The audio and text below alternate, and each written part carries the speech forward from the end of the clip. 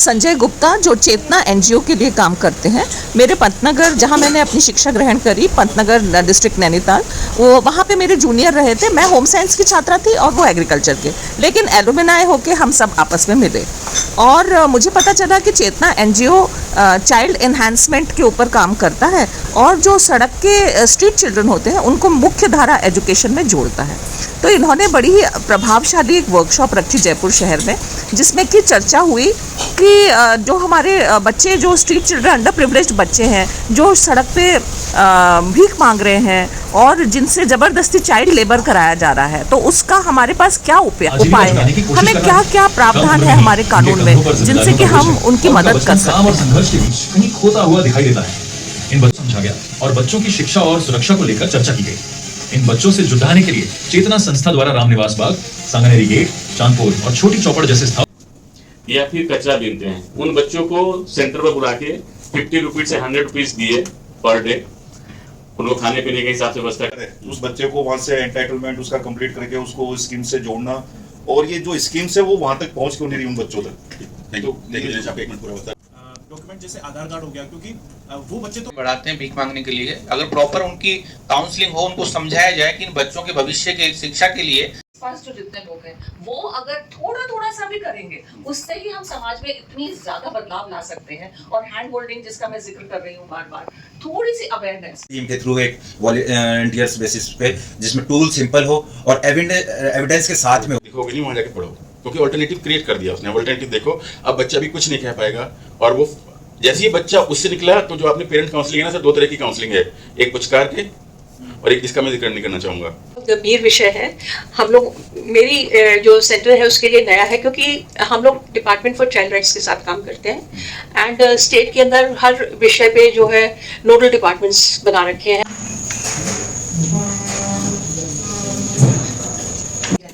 और अपने इतने सब संस्थाओं को बुलाया और हम सबको बुलाया और ऐसे मुद्दे पे बुलाया जो बहुत ही सेंसिटिव है बच्चों के लिए। वास्तव में अगर कोई काम करे तो मैं ये सोचती हूँ कि उसके इस व्यक्तित्व विकास पे ही करना चाहिए। किसी जगह नाम लिया उन्होंने कि भाई यहाँ पे, तो मैं एक चीज नहीं समझ पाता हूँ कि जैसे सिर्फ मतलब 10 नॉट खुद भी एक्शन ले सकती है या आपको कॉल के बाद ही एक्टिव होते हैं उसमें से? वैसे तो खुद भी ले सकते हैं, लेकिन हमारे पास केस इतने ज्यादा होते हैं तो जगह की टीम है तो जितने केस आगे वही निपटाए पहले तो। बच्चा गायब हुआ यहाँ से, हमारी स्टाफ मेंबर का, वो 10th स्टैंडर्ड का बच्चा घर से माँ बाप से नाराज होकर निकला, ऑटो में प्लेस हुआ, ऑटो से दिल्ली पहुंचा, दिल्ली से वो Badaun is the place in Uttar Pradesh, वहां पहुंचाया गया और फाइनली उसका नाम कुछ और से होता है। शादी की जरूरत किसके साथ है एक्चुअली में? बच्चों के साथ है या उनके माता पिता के साथ है या फिर जिस कम्युनिटी से वो बिलोंग कर रहे हैं। हो सकता है उस जैसे बहुत सारी कम्युनिटी है, ग्यारसी है, बंजारा है, तो तब से लेके अभी तक, इससे पहले कानून भी थे, हमारा संविधान भी है जो सबसे पहले आया है, जो कहीं ना कहीं पे बच्चों के अधिकारों की बात करता है, प्रिवेंशन की भी बात करता है। लेकिन आप देखेंगे कि अभी तक इतने सालों में ज्यादातर रिस्पॉन्स मैकेनिज्म में ज्यादा रहा है कि बच्चा शादी हो गया उसके बाद हमारे पास आता है, बच्चा मिसिंग हो गया उसके बाद हमारे पास आता है, बच्चा मजदूरी में आया हमारे पास उसके बाद आता है। बच्चे का था कि वो जिन भी विलेजेस में, जितने भी ग्राम पंचायत के साथ काम कर रहे थे, वहाँ पे उन ग्राम पंचायतों में बच्चों के मुद्दों की भी बात रखी जाए। तो ऐसा कहीं कोई प्रोहिबिशन नहीं है सिवाय सेक्सुअल अब्यूज के मामलों के, है ना, कि वहाँ ये रहता है कि बच्चा हॉस्टाइल हो जाएगा या फिर हमें ये कहीं कहीं लग रहा है इंटरेक्शन के दौरान कि बच्चे की जान को खतरा हो सकता है ना, इस तरीके की सिचुएशन। टाबर, नया सवेरा, आसरा, बाल कल्याण समिति, सृष्टि सेवा समिति, UNICEF, labour department, child welfare centre और एजुकेशन, इन सभी इंस्टीट्यूशंस से लोग जमा हुए थे। ज्ञान बुद्धि होगी कि हम अपने लिए और अपने परिवार के लिए एक जिसको कहे कि समुचित आय का सृजन कर सकें, अपना पेट भी पाल सके, अच्छी नौकरियां, अच्छे व्यापार के सृजन के द्वारा, और साथ ही साथ अपने नहीं है, कोई भी व्यक्ति नहीं है जिनसे हम शेयर कर पाए, फ्रेंड्स नहीं है, माँ बाप केवल पढ़ाई की बात करते हैं या काम की बात करते हैं, टीचर्स पढ़ाई की बात करते हैं, अच्छे नंबर की बात करते हैं, हम अपने दिल की बात हो जाते हैं, क्योंकि अब वो स्कूल जाने की एज में नहीं है, लाइक 14-15 एज क्रॉस कर चुके हैं। तो उनके लिए स्पेशली इन राजस्थान, जो राजस्थान का स्टेट ओपन स्कूल का एक प्लेटफॉर्म है, एंड स्पेशली महिला अधिकारिता विभाग की वजह से चाइल्ड बेगिंग, तो मैं चाइल्ड लेबर और चाइल्ड बेगिंग से भी एक थोड़ा सा और बड़ा सुपर टर्म यूज करता हूँ कि वल्नरेबिलिटीज की बात करते हैं। चाइल्ड बेगिंग और चाइल्ड लेबर जो है वो किसी न किसी प्रकार की वल्नरेबिलिटी है, और वल्नरेबिलिटी को एड्रेस करना हम सभी का उद्देश्य है, सरकार हो, गैर सरकारी संस्थाएं हो, कोई वॉलंटियरली करना चाहिए। यहाँ पे आती है आपकी एजुकेशन की बात। जब तक आपने उसको एक sustainable model of education provide नहीं किया तब तक उसका कुछ भी काम नहीं बनेगा। सस्टेनेबल मॉडल ऑफ एजुकेशन की अगर हम बात करें तो क्या है, जैसे हमारे बाल अधिकार विभाग की बात करें, ऐसे बच्चों के लिए हमने ओपन शेल्टर होम्स बना रखे हैं, बहुत बेहतरीन सुविधाएं सरकार देने का प्रयास करती है।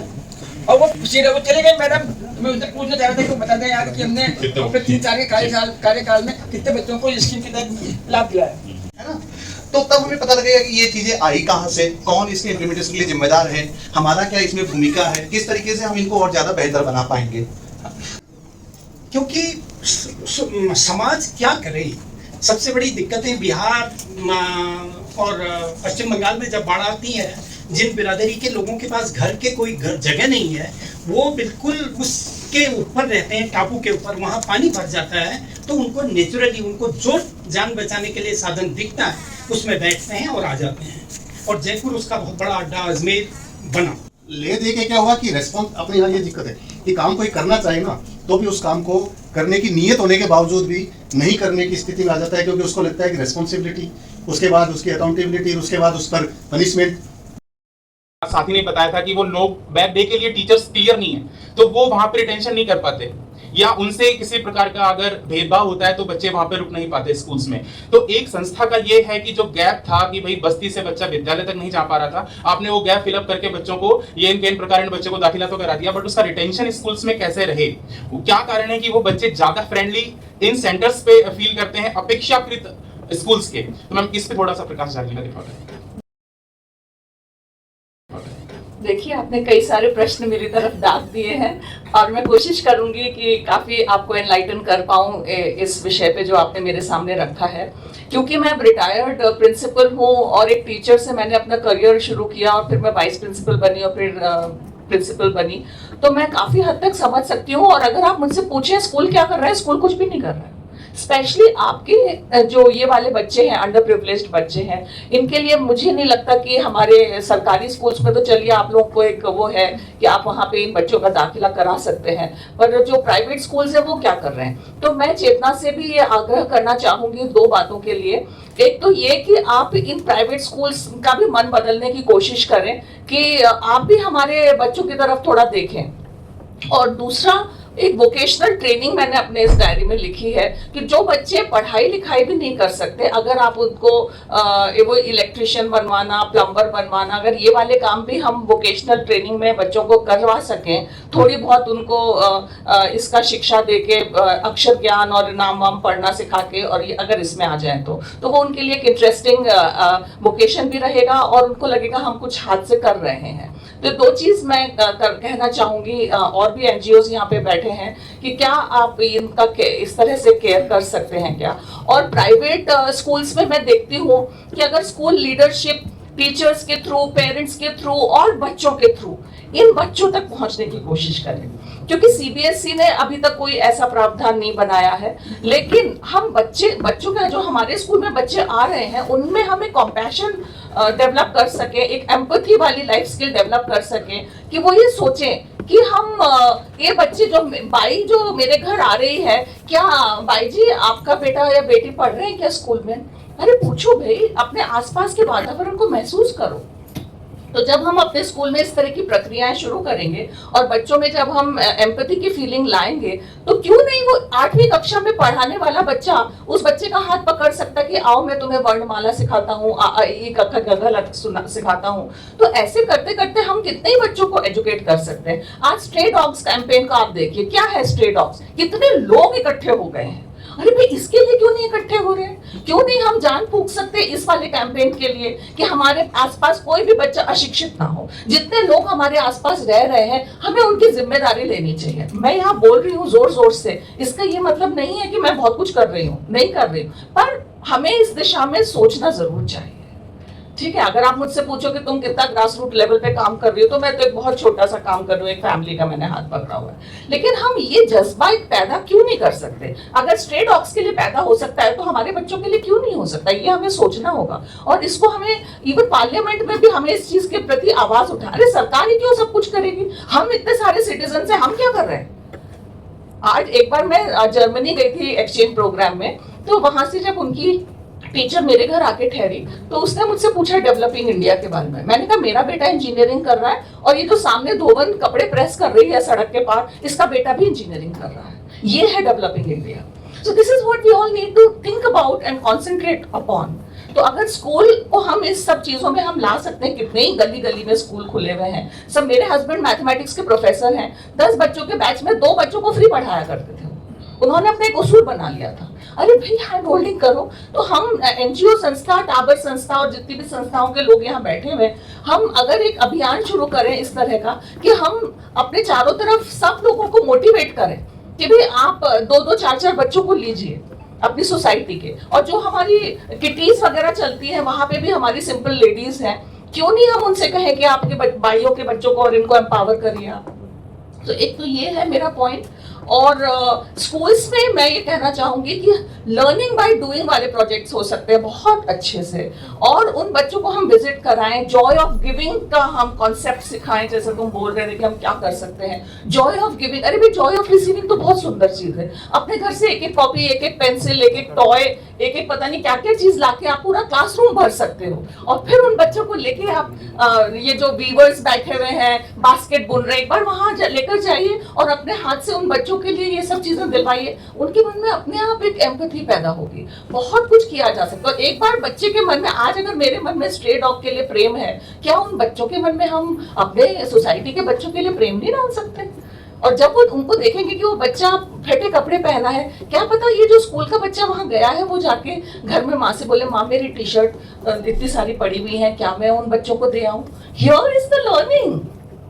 हो गया ना लर्निंग बाय डूइंग इधर। तो ये हमारे स्कूल्स को हम जा जाके, मैं भी चेतना से जुड़ने के लिए तैयार हूँ। आप मुझे कहेंगे मैं कैंपेन चलाने को तैयार हूँ। और ये जो म्यूजिक के थ्रू किसी ने बताया, आर्ट के थ्रू, प्लेफुल एक्टिविटीज के थ्रू, लाइफ स्किल्स, स्पोर्ट्स के थ्रू आप कितना कुछ सिखा सकते हैं। आप उसको से चलो भैया सितौलिया खेलते हैं, बन गए 10-12 बच्चे आपके पास। अरे वो 10-12 बच्चे सितौलिया खेलने आए हैं, उसी सितौलिया खेल में आप टीम वर्क का कॉन्सेप्ट दीजिए ना। बहुत कुछ है करने के लिए और आप लोग सब इतना कुछ कर रहे हैं। मैं तो भी उस वातावरण से ही नहीं आई हूँ जिसमें कि मुझे बहुत सारे कमियों का सामना करना पड़े। लेकिन मैं जब भी चेतना की वर्कशॉप अटेंड करती हूँ, मैं हमेशा सोचती हूँ कि मुझे कितना कुछ है जो मुझे नहीं पता है। तो जब मुझ जैसी लेडी को नहीं पता, तो हमारे आसपास कितने लोग रह रहे हैं जिनको पता ही नहीं है इन सब चीजों के बारे में। तो let's all get together and enlighten them, and also उनके भी हाथ पकड़ के हम दूसरों का भी हाथ उनको पकड़ाएं। और ये जो लाइफ स्किल्स की बात हो रही है, ये मुझे बेहद मेरा फेवरेट टॉपिक है। इसमें ये है, जैसे इन्होंने दिखाया कि ताली बजाओ। अरे भाई, हम कॉन्फिडेंस देना है बच्चे को, कम्युनिकेशन स्किल्स सिखानी है और टीम वर्क सिखाना है और एम्पैथी सिखानी। कितना कुछ है बच्चों को, सिर्फ पढ़ने का ज्ञान ही नहीं है। मैं एक बार मदुरई गई, हम एक रेस्टोरेंट में गए, वहां देखा एक बच्चा वेटर बना हुआ था। मैंने एक कविता लिखी है, संजय तुमको भेजूंगी मैं वो कविता। तो मेरे हस्बैंड ने उस बच्चे को बुलाया, तुम पढ़ते हो, स्कूल नहीं जाता? तो कि फैमिली कारण ऐसे हो गए, मैं नहीं जा पाया। तो मेरे हस्बैंड ने थोड़ा अंडर द टेबल करके उसको टिप देने का कोशिश किया। बच्चे से पूछे टिप का क्या करते हो तुम्हारे यहाँ? कि वो टिप सब एक साथ इकट्ठी हो जाती है और सब वेटर्स में बट जाती है। तो उसको मेरे हस्बैंड ने कहा कि चलो तुम ये वाली टिप उसको मत देना। थोड़ी देर में हमने देखा हमारी जो ज्यादा वाली टिप थी वो भी ले जाके उसने अपने मैनेजर को दे दी। और मैंने देखा यार हमारी बात का ही कोई असर नहीं हुआ इसके ऊपर। पर उस दिन मैंने मन ही मन रियलाइज किया कि नहीं जा पाया वो स्कूल, कोई बात नहीं, लेकिन उसने पढ़ लिया है जीवन का लेसन। और कोई जरूरी नहीं है कि आप स्कूल जाके सब कुछ सीखे। इतना कुछ है इनको सिखाने के लिए कि अगर माँ बाप नहीं भी पढ़ा पा रहे हैं तो आप कम से कम लाइफ स्किल्स पे तो उनको बहुत कुछ सिखा सकते हैं। और उसके साथ आप वोकेशनल ट्रेनिंग दे दीजिए, उसको कुछ कुछ काम करना सिखा दीजिए। थोड़ी सी समय की बाध्यता है मैम, तो सॉरी मैं आपको इंटरप्ट कर रहा हूँ। तो मैम हमने कुछ पॉइंट नोट आउट्स करे हैं आपके कि न केवल शासकीय विद्यालय जो कि प्राइवेट स्कूल्स हैं उसका भी इन्वॉल्वमेंट हो, और जैसा कि आपने कहा लाइफ स्किल्स को भी हमें प्रमोट करना चाहिए, वोकेशनल ट्रेनिंग्स को भी, और क्यों ना इसको एक कैंपेन की तरह हम लोग चलाएं, ये भी चूंकि आपने कहा, और एक सिटीजन जो है वो खुद सहभागिता करे ऐसे मुद्दों पे, तो ये भी हमने कुछ पॉइंट आउट्स कर लिख लिए हैं यहाँ पे। तो अब हम चलते हैं थोड़ा सा और आगे, और अब हम चलते हैं डॉक्टर नूतन जैन। बहुत कुछ करना है अभी हमारे देश के बच्चों के लिए, ऐसे ही विचार लेकर मैं लौटी।